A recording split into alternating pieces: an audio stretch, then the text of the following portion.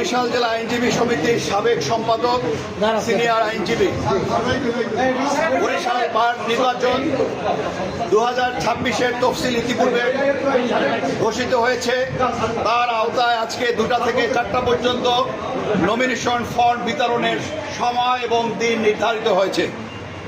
আমি in time 2:15 সময় nomination paper গ্রহণ করতে এসে পুনর্নির্বাচন কমিশনার যিনি নিযুক্ত হয়েছেন তিনি ফর্ম দিতে অপারগতা প্রকাশ করে তিনি কোনো সাধারণ আইনজীবীদের নির্বাচনে অংশগ্রহণ থেকে বিরত রাখার লক্ষ্যে ওনারা একটি ঘরোয়া পরিবেশে বরিশাল বারের নির্বাচন উঠানের মানসিকতায় সাধারণ আইনজীবীদের বঞ্চিত করার জন্য তারা একটি পাতানো নির্বাচনের প্রক্রিয়ায় রত আছে।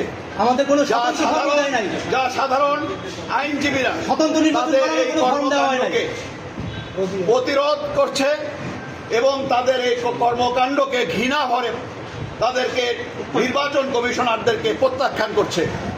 বরিশাল বার একটি ঐতিহ্যবাহী বার।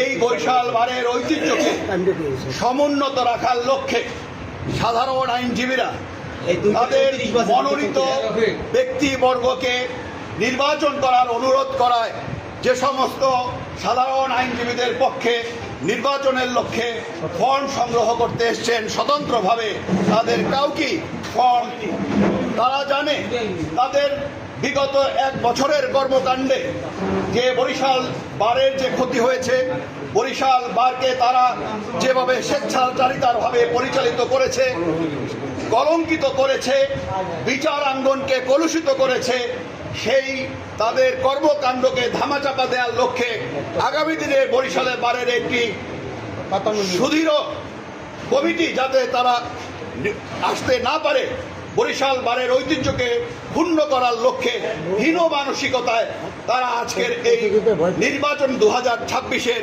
সাধারণ আইনজীবীদের নির্বাচন থেকে বিরত রাখার লক্ষ্যে তারা আজকে ফর্ম বিতরণ না করে এখান থেকে চলে গিয়েছে। সকল সাধারণ আইনজীবী এরা আজকে প্রতিবাদ মুখর, তাদের এই কর্মকাণ্ডকে ঘৃণা করে তাদের আজকে প্রত্যাখ্যান করছে। ধন্যবাদ।